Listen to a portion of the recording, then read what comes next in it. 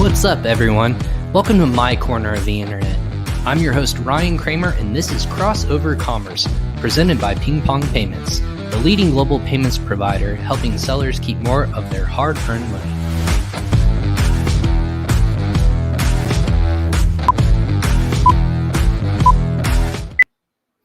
What's up, everyone? I'm your host, Ryan Cramer, and welcome to another episode of Crossover Commerce, episode 83, presented by PingPong Payments. Just a quick little bit about PingPong Payments. We provide marketplace sellers and entrepreneurs global solutions for controlling their domestic and international funds. An account with PingPong enables companies to significantly reduce their costs when receiving or making international payments all in one platform so that you can increase your operational efficiency, saves time, and allows sellers to manage their business profits from one single source, whether it's paying your suppliers, paying your manufacturers, or just receiving funds from all over marketplaces all around the world. Go ahead and sign up for a free PingPong account today. And you can find that link actually below in the show notes. Go ahead and just click there and you will be able to save your first month of international FX with PingPong for 1 month by just signing up today with that link. Go ahead and check it out, pingpongpayments.com or usa.pingpongx.com as well.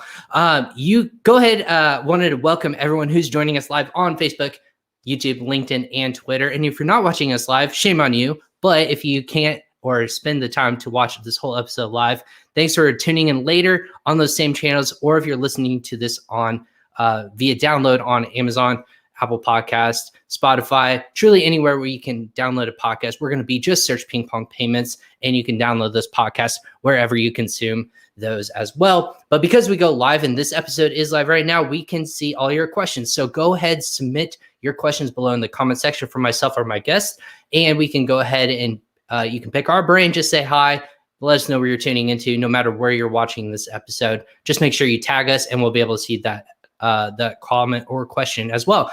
And also, because I'm going live 4 to 5 times per week, please go ahead and get notified by clicking on that bell icon or wherever it says follow. Follow our social media platforms on PingPong Payments or myself at Ryan Cramer. We'll make sure that you get notified of that for future episodes as well. 4 to 5 times per week. That's tons of content for you, the Amazon and e-commerce seller, to be able to walk away with a little bit of nugget, no matter how big or small. We want to apply it to your business today. That's the point of this show. But about our guest today, let's go ahead and hop right into it. He is a devoted husband, doting father of 3, and passionate St. Louis Cardinals baseball fan. Shame on him. We're already butting heads here, as I am one of the biggest Chicago Cubs fans. So we're already off on a bad start, but I'm sure we'll reconcile it. But when he's not working on his honey-do list, chauffeuring kids to various activities, or cheering on the Cardinals, he is trying to prevent his on-site dad bod and putting his decade plus of e-commerce experience to work as the VP of Marketing at Seller Labs. He is a global renowned expert who educates and motivates e-commerce sellers on cutting-edge ways to improve their businesses, grow their sales, and drive profits. In 2007, he was the founder and GM of textbooks.com, and today he works with Seller Labs, a global leader in e-commerce brand management through platforms Seller Labs Pro, Xcart, etc., with which work with thousands of marketplace sellers and over 10,000 retail websites. Seller Labs as a company is a platform for digital businesses to drive revenue, build community, and gain insights through data, software services as well. Through the software applications, Seller Labs Pro and Xcart have helped navigate nuanced complexities of selling on Amazon in your own e-commerce channel. In an ever-changing e-commerce environment, Seller Labs provides an affordable and scalable solution. So welcome to the show, Jeff Cohen of Seller Labs. Jeff, welcome to Crossover Commerce. I'm glad to have you here. Hey, Ryan. Thanks for having me. Appreciate it. I've been holding on to that St. Louis Cardinals fan, so I know we're going to not get along with that front. But yeah, I guess my biggest problem with being a Cardinals fan is I don't have enough fingers for all of the rings. I know, it's fun. It's fun to do that. But yeah, I mean, it's I'm the only I'm the black sheep in my family. I'm one of 4 people, and my other brothers and my dad are all Cardinals fans. So I had to stand out, I guess, somehow. So I don't know where that came from. I have a child like you who has who obviously was born from another family because he's a Cubs fan, but it just happens. It's okay. Like we can all love Fans of the same game, baseball. Fans of baseball. baseball. Exactly. Just Right. say we're all fans of baseball. I was gonna say the most probably one of the more polarizing sports out there in terms of fandom, but we all get along here. So this show's not about that, but I appreciate the fandom of the Cardinals for sure. So welcome to Crossover Commerce. It's a pleasure to have you on here. I call like one of the more I say stable, one of the more experienced people in the space, but for people. I won't say old. That's not what I'm saying. Experience, right? Like you've been around and you know what you're talking about. You're very much growing in what you guys are doing. So with that being said, if someone hasn't heard of Seller Labs or haven't heard of Jeff Cohen, what's that story? What's that like love, like story to get from where he was when he, started his entrepreneur journey and now he is where he is now? I mean, the short version of the story is, I started in e-commerce in 2005 in the textbook space, running textbooks.com, and connected with the founder of Seller Labs in 2012. We were still in the textbook, part of the arena. So I've really evolved with the Amazon marketplace as it's evolved. We started off as textbook media sellers in 2012. That was when we created our first product, Feedback Genius. We had built a warehouse of about 15,000 square feet. We were doing a few $1 million in products and realized that we had developed some really cool software and wanted to put the software out in the market for others to get access to.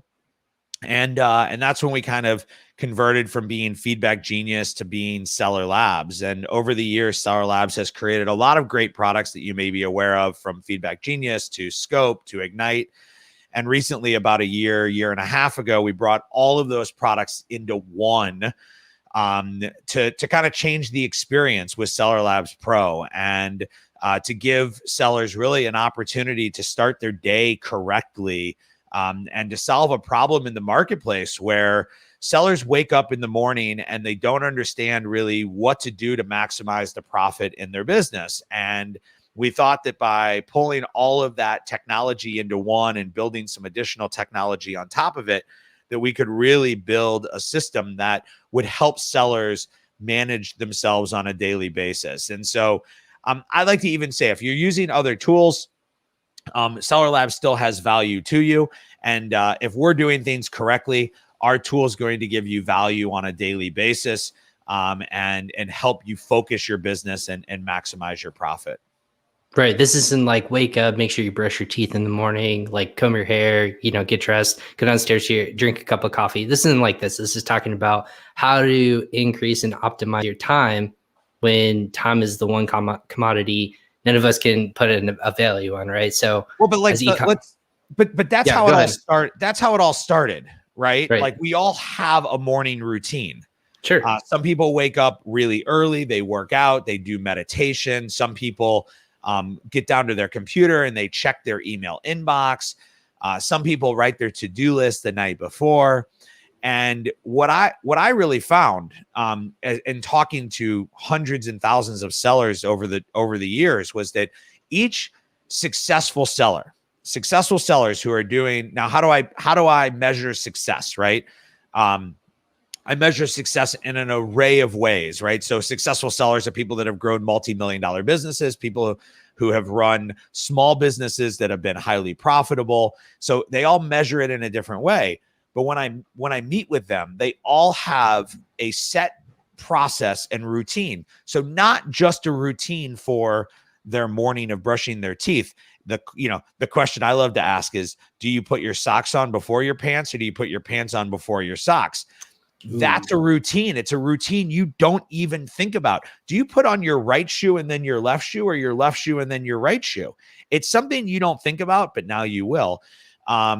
Because it's a routine that you've built, and we all have what we call habits, right? We all have habits that we have formed.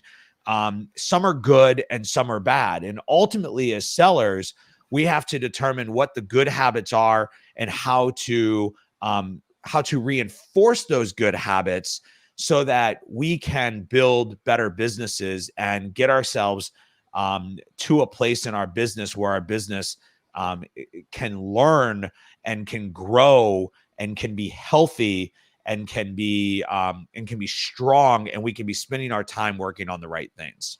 So for people who are listening to this and you say you have all these different habits, right? I think statistics always show like you're doing the same thing in like at least 30 different assets of your life. Like you said, putting on sock one before the other. Right. You put it on your, socks before your pants, or so on and so forth, shoe, however you go for it. First and foremost, when applying that to business, what are some of the habits that people need to start out and really take a hard look at? Yeah, if it's good or bad. So the first thing I would suggest is you read a book called The Power of Habit. It's by a guy named Charles Duhigg. And I learned a lot from reading this book. And I learned a lot about myself from reading this book. Like, I have really weird habits, right? So I have a habit that I just got back from spring break. My kids have a habit when they walk into the airport. My daughter always wants to go to the Great American Bagel Company and buy a bagel. My kids always want to go to the store and buy a bag of candy. Right. And my wife, as soon as they say we're starting boarding, has to go to the bathroom. So always, without question, never, without fail. Is it the same bagel? Is it the same candy? Is it always? It's not always the same candy. It is the same bagel. But what happens is that there's a queue. So the queue is going to the airport. Mm-hmm. That then generates a routine. Mm-hmm. So my daughter believes that when she walks into the airport, she's going to go to the Great American Bagel and she's going to get her plain bagel toasted with cream cheese, and she's going to get an apple juice. Now, my daughter does not drink apple juice anywhere else. Just the airport. Just the airport. Because she has created this queue of going to the airport, this routine of getting the bagel, cream cheese, and apple juice, and this reward that she likes the apple juice, or maybe it's something intrinsic that it makes her feel more calm about flying. Right. Now, I know my wife goes to the bathroom because she doesn't want to go to the bathroom on the plane. And so she feels the queue is the announcement of boarding, right? The routine is to go to the bathroom, and the reward is that she doesn't go to the bathroom on the plane. Sure. The question is, I was going to say, has this ever made you miss your flight? Has any of those routines ever made you miss your flight in the first and foremost, or go out of the way completely just to satisfy these routines? So what it's done is that, as a business traveler, I have a totally different routine. Sure. Yeah. By yourself. You're talking about by yourself. Yeah. By myself. And so it's really, it's weirdly stressful to travel with my family because my family doesn't follow my personal routine. I'm strong, and I've come to the realization that I have to let my family go through their routine, and it's not the routine I go to when I go to the airport. Sure. And that's the breaking of a habit is the hardest thing that you do, because the reward of gaining that habit that you've built is so intrinsically built into you that that you have to. That's why it's so hard to change your habits. Mm-hmm. And so you have to create a reward. Now, for me, airport, the reward is that my wife is calmer while flying, and so therefore I have to be okay with her routine over mine. It drives me nuts when my kids go into the store and buy the candy because it's a ripoff. Right. Yeah, it's a lot. It's right. It's a total ripoff. All you have to do is just buy it at even a gas station before you roll in, and it's like 5 times cheaper. Right. It's like, that's what I do. But here's what's funny from a habit perspective. I stop at Walgreens on the way to a movie so they can put candy in their pocket. Exactly. So the dollar boxes are clutch. Exactly. Right. So all of these things you do in life have these habits that dictate what you're going to do and how you're going to do it. Think of this. And then we'll get into the Amazon side of this, but think of this. The restaurant you visit on a regular basis, how often do you look at the menu when you sit down? And even if you look at the menu, you still order the same thing. Right. Because you've built the queue of going to the restaurant. You've built the routine of ordering that, and the reward is the pleasure you get from eating that. So yeah, go ahead. Finish your thought. I'm I sorry. was just saying, so as Amazon sellers, our goal has to be to ensure that the cue, the reward, the routine, and the rewards that we're doing are the right ones. Are these habits that are making us fat and unhealthy, or are these habits that are making us feel better, have better body positivity, making us feel a better self-esteem? Are we chasing the wrong goals in our business, and therefore we believe we're doing well? I like to say we're chasing outputs and not outcomes. And then once I truly understand what the outcomes are that I want to chase, I can or achieve, I can actually start working on a set of habits that will get me the rewards I actually desire, not the rewards that I'm intrinsically following. Because I wake up in the morning, I have to check my email, and then my email distracts me in the day, and I don't really know how something is doing or not doing. So a couple of questions I would ask for you. Like you see other people's habits, right? This is a third party perspective. Yep. When you as an entrepreneur and you're starting out on Amazon, how do you recognize your own habits? And then how do you know if they're good or bad? That is the hardest part, right? And so I, as a manager, right, I manage a company, I manage a team, and I help other people manage their business. I look for the number of I don't look at what the excuse is. I look for the number of excuses. And if I'm continually hearing from somebody an excuse, then I realize that person is truly stuck. And then it's a question of whether they want to help themselves or not. I have people who come to me and go, "What can your software do for me?" And my immediate question back to them is, "What are you looking for my software to do?" I can tell you what the software can do, but like, what are you trying to accomplish? And if people can't answer that question of what they're trying to accomplish or what their goals are for the year or for the quarter or for the month, then I would say right there, that's the first habit you need to build for yourself, right? You need to build a habit of goal setting so that you truly can measure whether you're achieving what you're seeking to do, or whether you're just generating outputs that make you feel like you've gotten a reward of, man, I answered a lot of, I mean, how many people say, man, I get over 500 emails a day. Okay, does that make you feel good to delete them all? Yeah, actually it does. Yeah. Great. Does it move your business along? No, it doesn't. Probably not. Yeah. So in that context, you're talking about setting small goals and achievements for yourself to build something bigger, a little bit bigger and better. That's what I'm hearing. And how you're approaching when people come to your business and say, "What can you do for me?" You're turning on them and you're actually asking what a typical salesperson would be in terms of finding value, finding, where the hole is in that person's company. And then you're going to help problem solve to achieve and bring your value to them, because they value something completely different than what you as a company are in general, because you can throw everything at them and they're like, I don't need all this. Maybe I'll look at somewhere else. But you're truly finding the problem that in solution that they're looking for. They just don't know that. Right.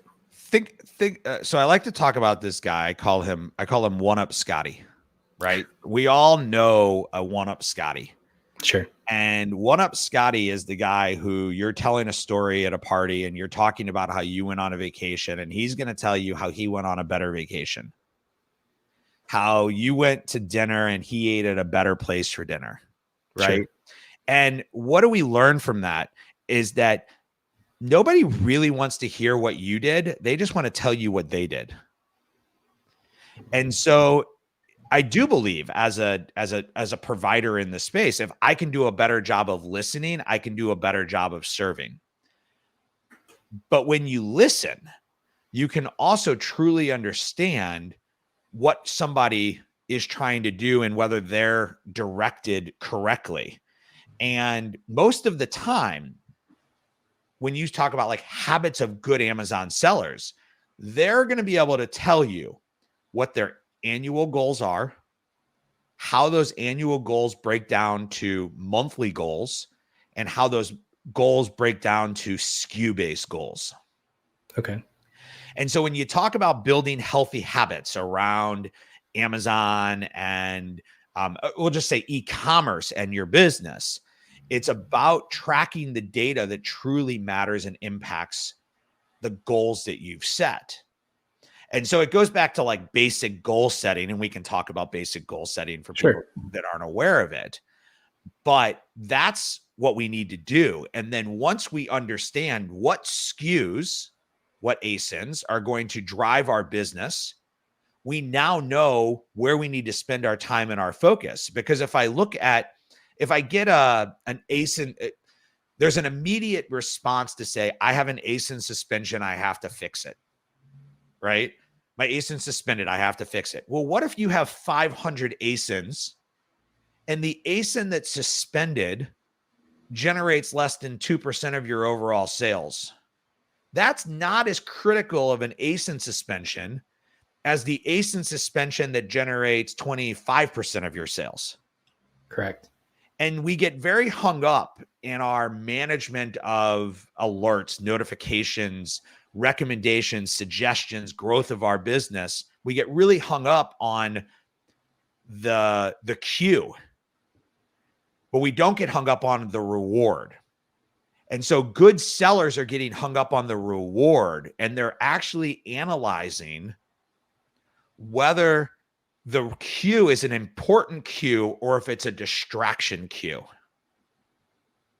And by truly understanding your business and where your business is trying to go, you can start to disseminate between different cues that you get and not overreact to every cue. So what are some common like overreactions in that regards? Like walk me through, if I'm a seller, what are easy ones that I can just recognize today that I'm doing, and I can start figuring out how to problem solve those? Yeah. So very common overreaction is, I'll give you two really common overreaction. I get a negative review. There's a massive overreaction to negative reviews. Stop everything. Right. I gotta stop everything. I gotta find out who the person is. I gotta get them to change the review. I say accept the review and check yourself, figure out what you did wrong so that you don't have that problem again in the future. Usually the customer's right, not always, but usually. I think the other one is that if your sales are weak, there's an automatic assumption that you need to optimize your advertising, and that's not always the case, right? Data will indicate whether you have a traffic problem, whether you have an organic problem, whether you have a conversion problem, whether you have an inventory problem. So there's so many different things that can dive into fixing one of those particular problems, that just having weak sales is just the beginning, and then requires you to do the investigation into what it truly means. And that again goes back to, do I actually care that I have weak sales on this product? And if I've got a large enough catalog, and 10 SKUs can be a large enough catalog, I can start to use the 80-20 principle, the Pareto principle, to identify the head, the torso, and the tail of my catalog, and understand what are my really important SKUs that live up at the head? What are what are my rising SKUs or falling SKUs that sit in the middle? And then what is my crap, as Amazon calls it, which is can't realize a profit, that sit at the tail? And now I want to actually visualize the queue that comes and figure out where it sits in my continuum of my ability to make money, and then put the proper response to it. Yeah. You can't just blatantly say sales are down on the SKU, I'm going to spend all day working on it.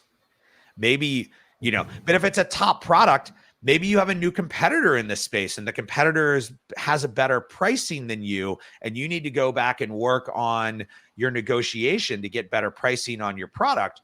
That's a totally different type of problem than if you got a negative review and now you need to kind of fight back to get more traffic to your listing because the algorithm has been hurt by the negative review. So there's so many different things that can impact your business, that I think the critical component of it is just understanding what the queue is, and then understanding that that queue is truly representative of the reward that you desire, and then setting the routine to be one that's actually beneficial to your business and not detrimental.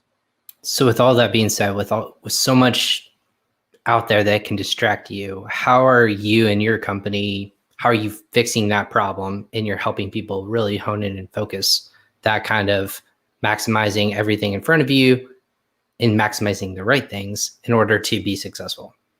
Yeah, I mean, I think that as you kind of said earlier, like the first part of it is self-recognition, Mhm. right? Right. Recognize that no one have wants to bad admit they habits. have bad habits. Like, I hate admitting if I'm wrong, or if my wife will say, "Hey Ryan, like, you realize you do this?" And I go, "I don't do this." It's like curling my lip or anything like that. And I go, "I don't do this." And then she'll say, "It's right there." And it's the worst being called out for it instead of you recognizing yourself. So I think that's why Amazon sellers hate recognizing and taking, criticism so much, is because they didn't recognize it first. Does that make sense? Yeah, I mean, you and I both hang out on Clubhouse, and one of the things that we hear over and over again on Clubhouse is the number of people who get stuck in You like that?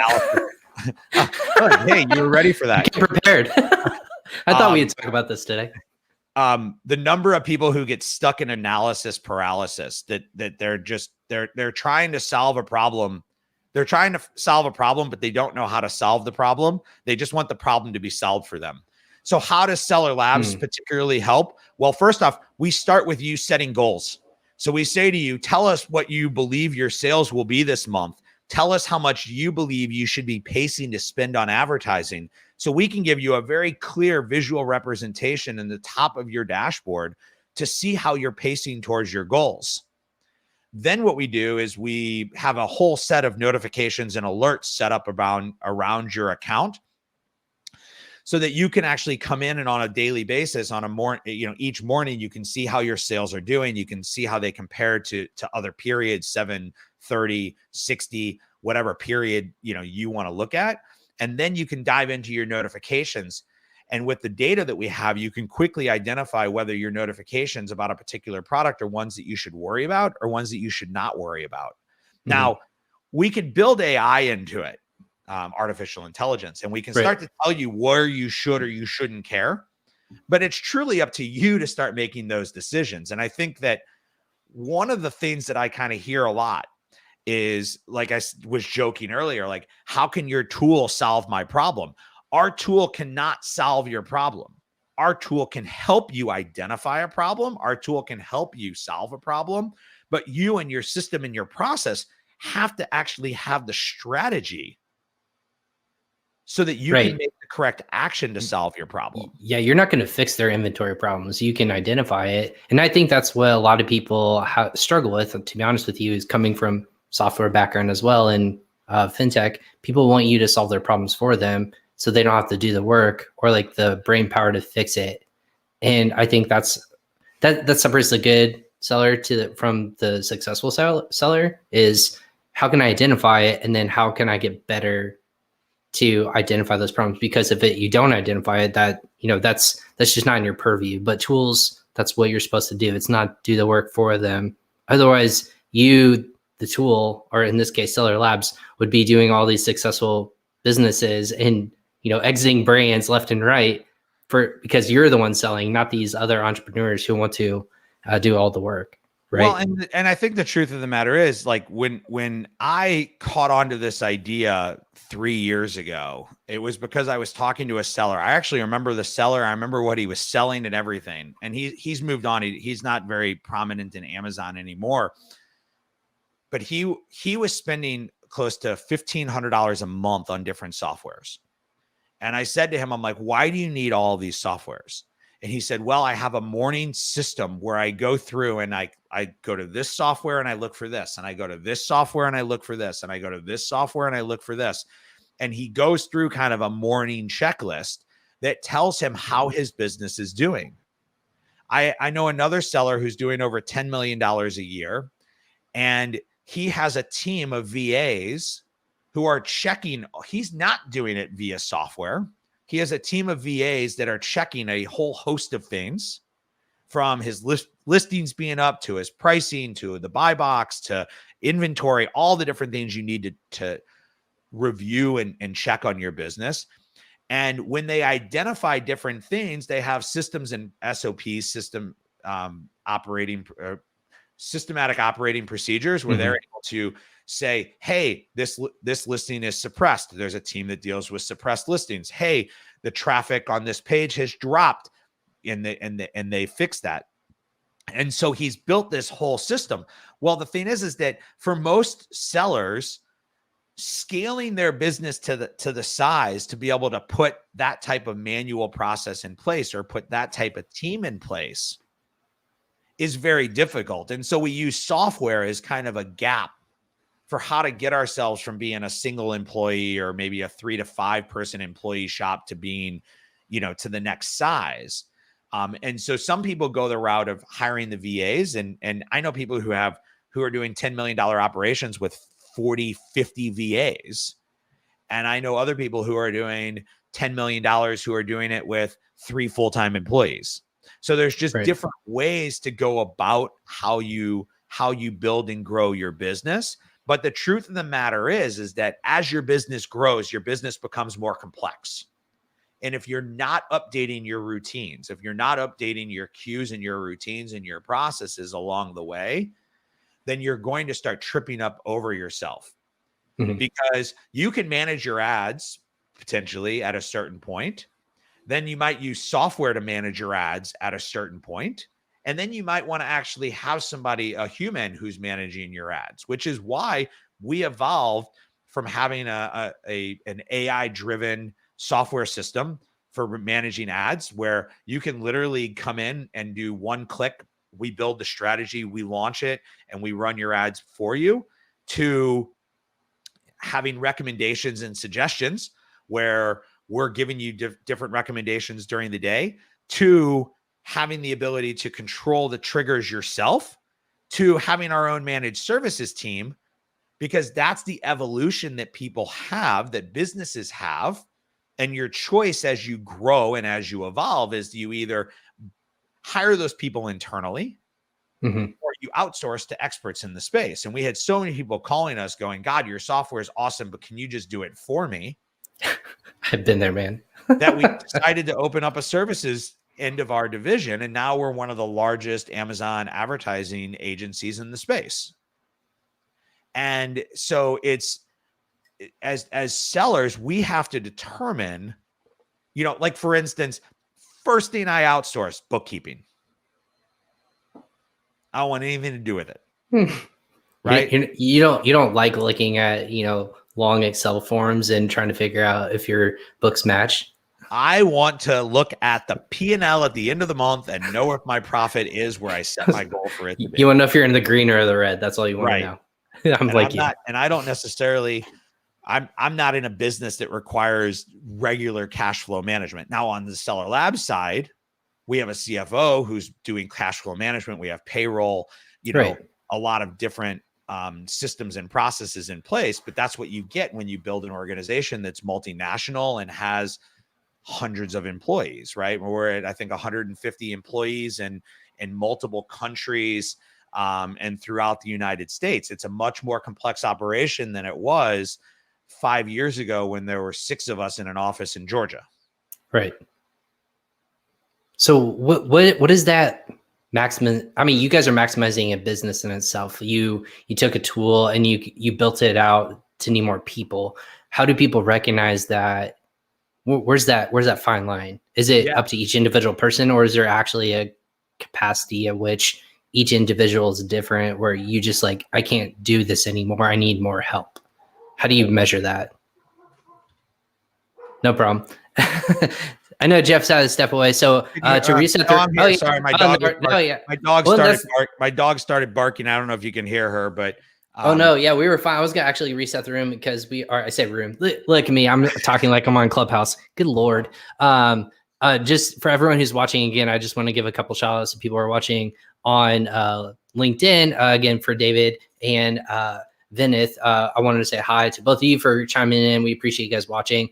But we're talking about how to maximize efficiencies and starting your day out, and actually just the capacity at which individuals and businesses have to take a next step. So, Jeff, my question to you was, again, before you step away real quick, what is that capacity in terms of individuals or businesses, and how do you recognize that you can't do anymore? There's no more capability, not just because you're too lazy and you don't want to do it. You just can't recognize that this is my finite limit of thought or business, and I can do whatever I need to take it to the next level. So it goes back to goal setting. So this goes back to, have you done what's necessary to reach your goals?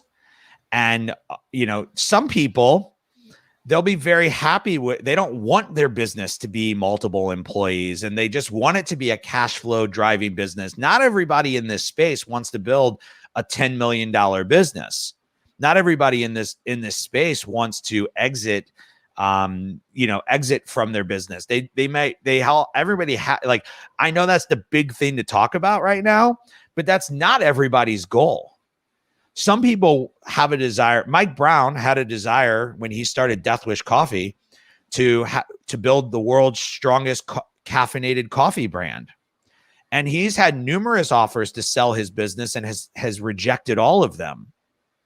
So we all have different goals and we have different aspirations. And I think part of the answer to that question is understanding where your goals and your aspirations are. Now, if your goals and aspirations are to build a larger organization or to build a larger business, or if your goal is to go from $500,000 to $1 million, I challenge you to look at your business as a $1 million business that's underperforming, as opposed to a $500,000 business that's looking to double in size.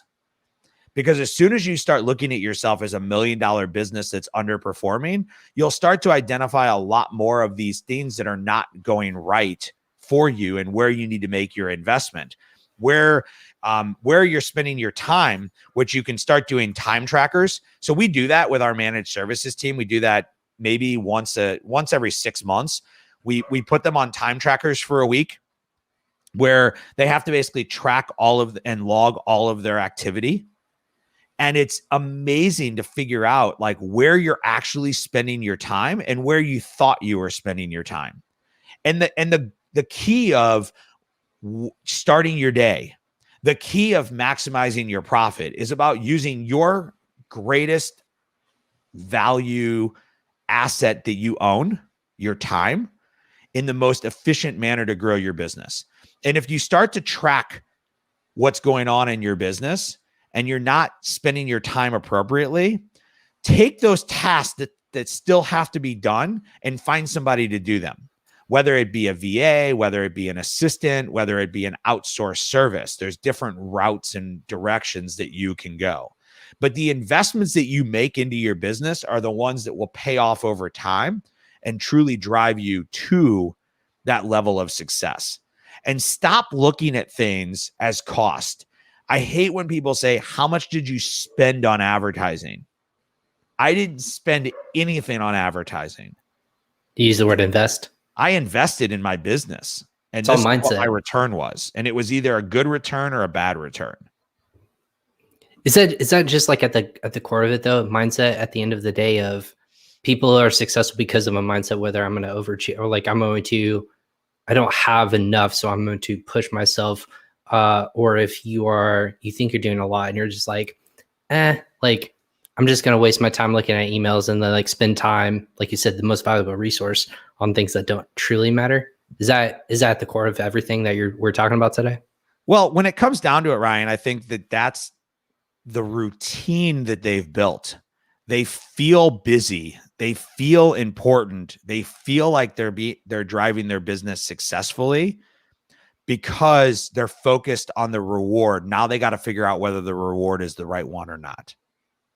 And so it's difficult for me to tell the person who finds that system to be successful and rewarding that it's not. Because in their mind, it might be. And it might be the business that they want to grow. And it might be the business that they believe they've always wanted to have. But if you truly look at that and you've set your goals and you can determine whether you're reaching your goals or not, then you can truly make the determination of whether you need to change your routine to get to the goals that you want. And so, yeah, I mean, a lot of this comes down to mindset. But interestingly enough, we run a conference called the Resonate Conference. We've been doing it for a number of years. Obviously, we took last year off. When we bring speakers on about mindset, it's typically our lowest rated speaker sessions. Really? Because Amazon sellers don't want to hear about mindset and they don't want to hear about transitioning their selves to be successful. They just want to be given the tactics. How do I do it? What can I do? What's the trigger to pull? We're all looking for that ultimate answer.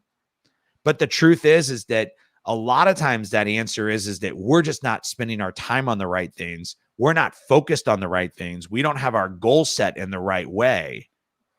And our routines have been built that if I can find a way to get there faster, I'll take it.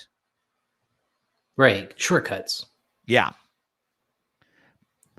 Is that just entrepreneurial? I mean, again, I go down all these different paths, and like us as humans, of course, like we want to get there quicker. Like time is, we're so busy. We want to do things more efficient.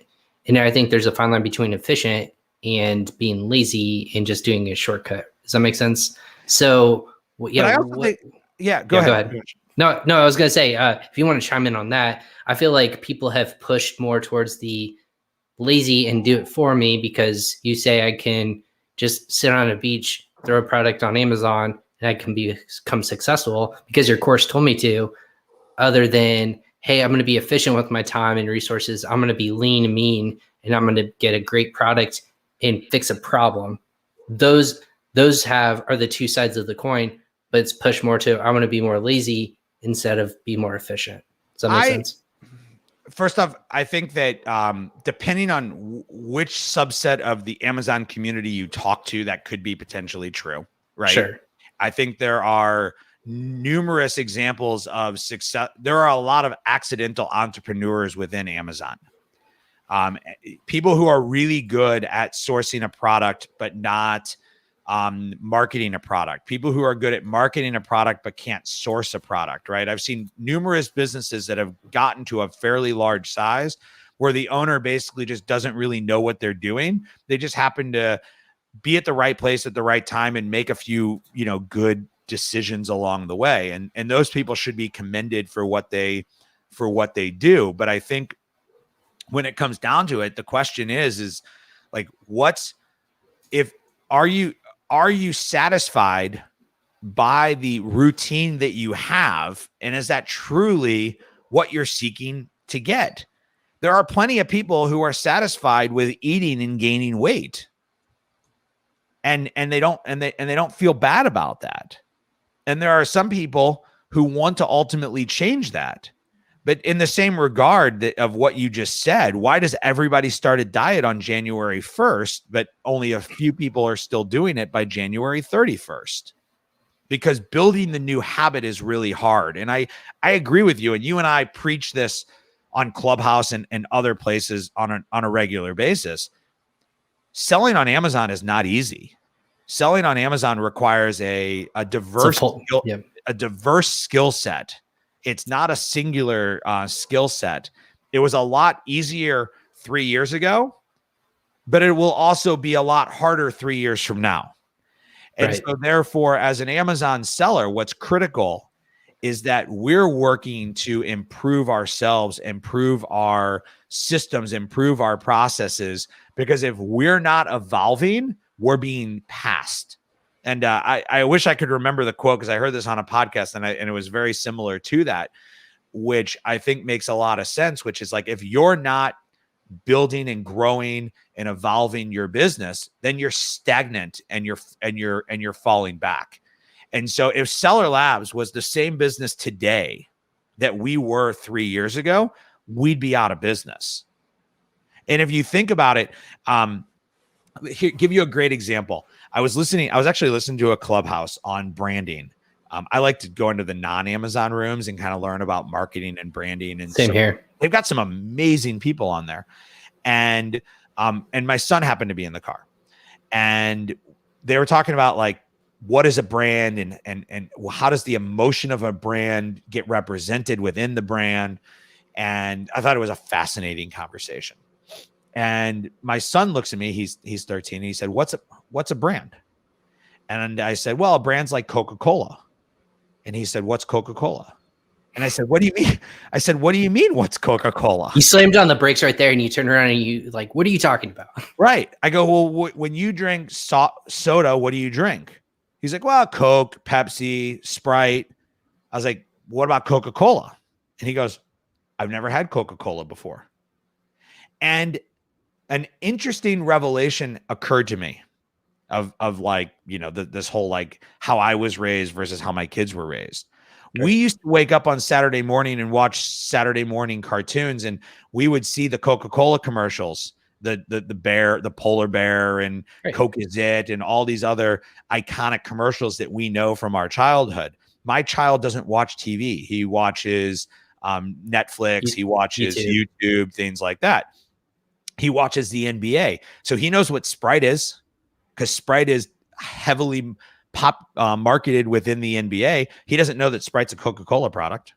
Right. And so the Coke Corporation has evolved over time, right? Mm-hmm. They have evolved in how they've marketed their product and how they've positioned their product to different age groups and segmentations as the market has changed. His group doesn't drink Coke. His age group drinks Sprite. And so we as a business have to be evolving, and we have to be evolving our messaging and evolving our processes and our systems along the way, or we fall back. And that's the power of habits, is understanding what your habits are, what your routines are, and making sure you're focused on what your goals are, which is why you need to constantly be setting goals. Because if you're not, then how do you know if you're working towards the right thing? Right. So how are you guys doing that?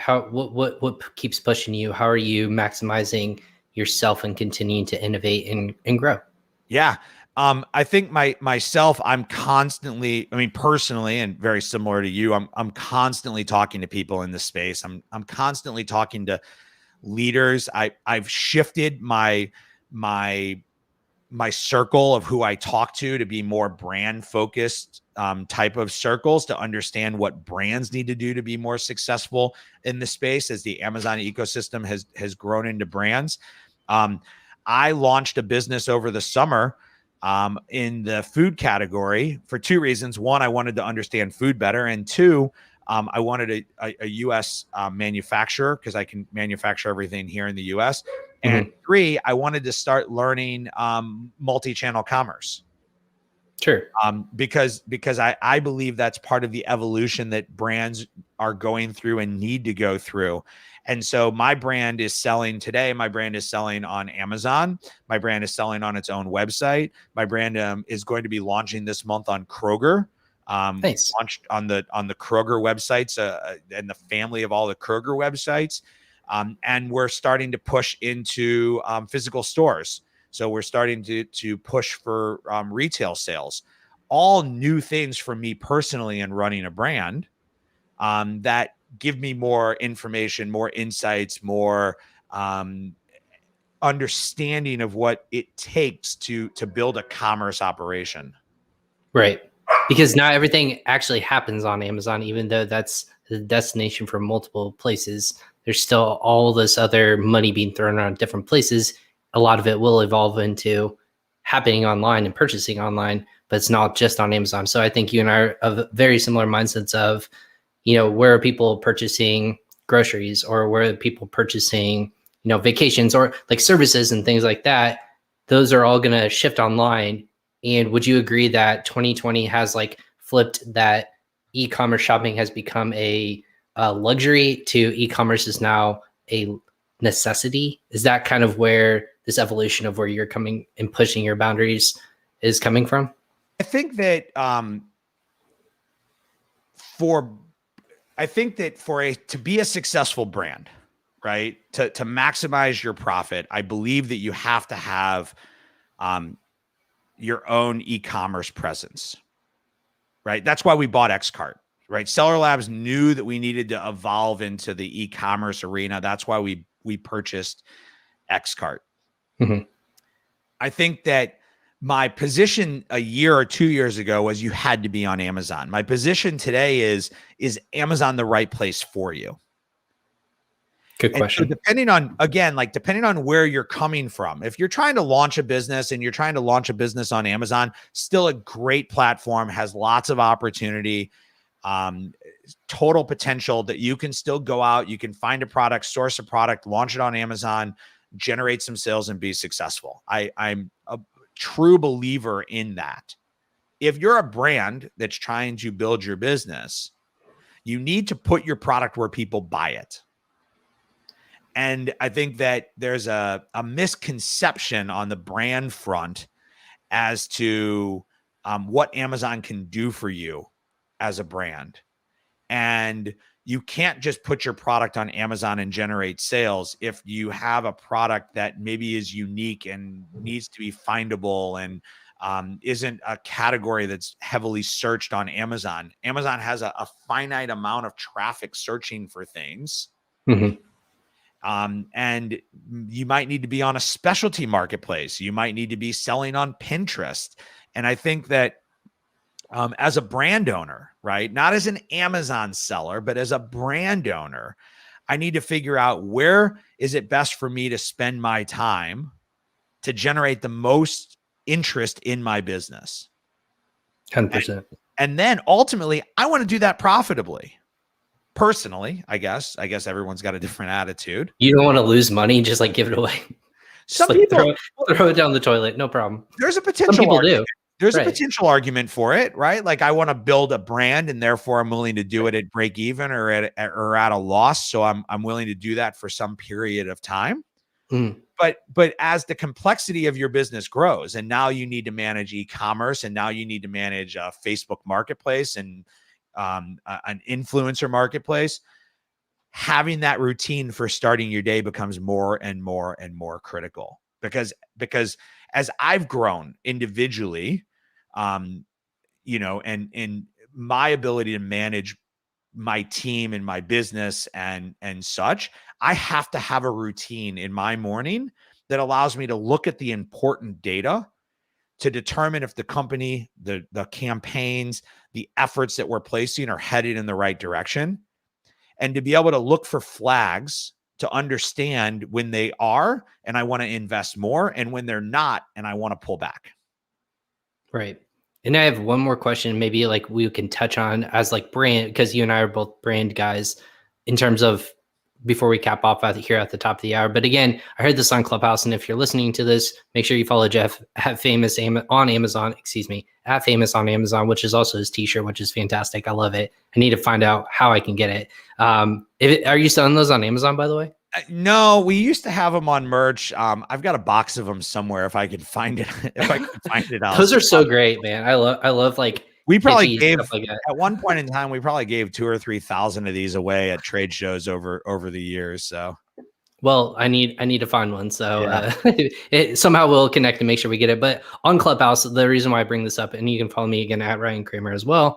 I heard this concept on Friday, and it was kind of like there's this mastermind group of like really highly intelligent people in the space, and I look up to a lot. But they're talking about the value of a brand versus just selling on Amazon and then exiting with an aggregator. Example, the value of building a brand versus you just building a profitable product. What is the difference, and why should you care about one versus another? And a lot of people are saying, and a lot of people were actually pushing like, hey, people don't care about the brand aspect. And I had to reach out to a colleague, and I actually said, he was like, I'm building a brand and maybe like I shouldn't build a brand. And I reached out to him and I said, listen, build a brand because it's untapped potential. It's not just aggregator business. It is investors. It is big time companies that can look at you and say, this is what I see your value at, and don't box yourself in. So what would be your take on that, Jeff? So you're going to get me going. At that end of the hour, look at me. See if anybody made it. If anybody made it this far, ping us and tell us. Exactly. Part of the conversation. This is what I get. The question I would ask is, who said it and what was their goal? Right. Because there's a really good chance the person who said you don't need to do that is probably part of an organization that's trying to launch products or teach you a course on how to launch products on Amazon. And therefore, the message of building a brand didn't fit into their messaging. And therefore, they're trying to convince you that the right way to go forward on Amazon is the way that they teach. And I think one of the challenges of Clubhouse and other platforms like it was Facebook groups before Clubhouse and Twitter before that, is that we hear from so-called gurus in the space and we want to trust them and believe them, but understand that they all have ulterior motives. I have an ulterior motive. I want you to hear me. I want you to say, God, Jeff has a lot of great information. Let me go check out his business and see if they can help me. Mm-hmm. That's why I'm here talking to Ryan. Ryan would have a much harder time if his goal was to just get brands on here to talk about how to make brands successful on Amazon. If I'm a brand, I want to go on a show where I'm going to get brand exposure so people buy my product. And so, when you're listening into any type of social platform like Clubhouse, understand who's speaking and what they're trying to pitch. Because the answer to your question is either process can work and can be successful and can be done in a very meaningful way. I know plenty of people who launch products on Amazon and build successful businesses. I know people who have launched brands on Amazon who have built big brand businesses. They both work. They both ultimately can lead you to an avenue of success.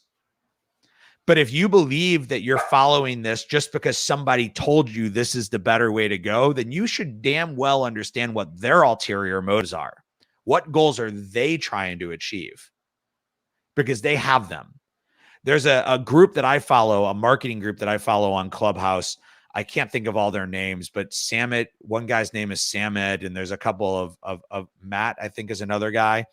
And I keep trying to figure out, like, they literally have shows that run for hours every day, 5 or 6 days a week. And I'm trying to figure out what's their end game, because they're not just doing this but for the goodness of their heart, even though they say they are. They've got an end game in what they're doing. So make sure that what you're listening to is what you believe in and what you believe will help you, and question it. Don't just take it because it was successful for one person doesn't mean it'll be successful for you. And I think that's the big thing, is that I believe in courses, and I believe courses can help you and can make you successful, but courses only provide you a guide. Mm-hmm. Think about college. You still had to study. You still had to research. You still had to write. You still had to collaborate to be successful in your class. You didn't just take the course. And so if you go into something with that type of mentality, you'll most likely be successful. If you go into the mentality of taking this course and listening to this person will make me successful, you won't be. Because as soon as A plus B doesn't equal C anymore, you're going to be confused and there's going to be nobody there to answer your question. Right. And the truth is that A plus E plus G plus D equals T. And no course will ever teach you that. Only life and experimentation. And, one of our principles of our company is to fail fast and fail forward. And that's the way we learn as a team, is that we're always trying to just move forward in what we're doing, and we're not afraid to fail along the way. And that's why we hear on the show all the time is the most successful people on Amazon, they're like, first business, I sucked. I lost so much money, but I learned what not to do. Right. And I applied that to my next business, which is now very successful. So that's kind of the principle of maximizing. I actually think you can, and if you ask them, I bet they would all agree. I wouldn't say that they lost money. I would say that they didn't make money. It's right. If you do Amazon correctly, you should be able to at least break even with exactly with a bad product. And I've got a catalog of those bad products sitting in your closet, right? You can just pull out whenever boxes in your backyard. I cleared them out in COVID in March of last year when everybody was spring cleaning. I was going to say, lots of people just hold on to those bad products just to see, like, don't you ever do that again? Like, be better than that. But that's awesome. Yeah, I know, Jeff, like, I want to value your time too. And at the top of the hour, again, for more about like Seller Labs, and we can obviously go down marketing, branding, SaaS and everything in between. What are the best ways to get in touch with you or kind of connect with you as well, besides just Clubhouse and things like that we've already talked about? Yeah, I always say these at the end, and I don't know if people never get to the end or not, but connect with me on LinkedIn. Tell me if you enjoyed hearing what we talked about. Ask a question about something that didn't make sense, or tell me what your routine is. I'm also on Facebook. I'm a little harder to find on Facebook. I try to keep that more personal than business. Sure. And you can always find me at Seller Labs, Jeff at Seller Labs. And, I make myself pretty open and accessible to people. So, reach out, ask me to audit your listing. Ask me to, give you some advice on something that you're struggling with in your business. I often reply. It's pretty easy to make a 2-minute video and send it back and tell you what I think of your listing or your product or your brand or where it's going. And love engaging with Amazon sellers and learning what makes them successful and what routines they have, because that's how I build a better routine, is by communicating with people and learning what they do. Absolutely. Well, I appreciate it. And I've learned a lot from you, obviously, just like active listening. You're like me, or I'm like you, I should say. I'm a sponge. I always try to absorb the best I can. And again, the best habits for e-com sellers. That was The Power of Habit, excuse me, is a book you referred to earlier. Make sure you check that out on Amazon or wherever you might consume or purchase your books, whether it's renting at a local library or just purchasing from Jeff Bezos himself on Amazon. Jeff, Cohen, thank you so much for hopping on Crossover Commerce. We appreciate your time here today. Thanks, Ryan. Awesome. And everyone else, let me go ahead and single myself out. Thank you again for Jeff for hopping on the show. Again, Crossover Commerce episode 883. We go live almost 4 to 5 times per week. Again, this week is no exception. Tomorrow I'll be live with Athena's Severi of Titan Network. We're going to talk about women in Amazon and being successful both in personal and business entrepreneurship. But then also we're going to be talking on Friday with Paul Barron of the Chat Agency. He has lots of things going on. We talk about micro influencers. We're talking a little bit about chat marketing. The gauntlet is last time I had Paul on the show, we talked for an hour and 30 minutes. So I don't expect it to go that long, but with Paul, he always has great insight and knowledge in the space. So go ahead and check us out. Again, hit that notification bell on our social channels or just follow me on social media so you'll be notified when we go live. I'm Ryan Cramer. This is my show, Crossover Commerce. Thanks for tuning in. We appreciate you guys spending a little bit of time learning about Amazon and e-commerce and applying this to your business, hopefully to be more successful in the future. We appreciate you guys watching this. Go ahead and like, share, and follow us again so that other people can apply this to their business. Take care, everyone.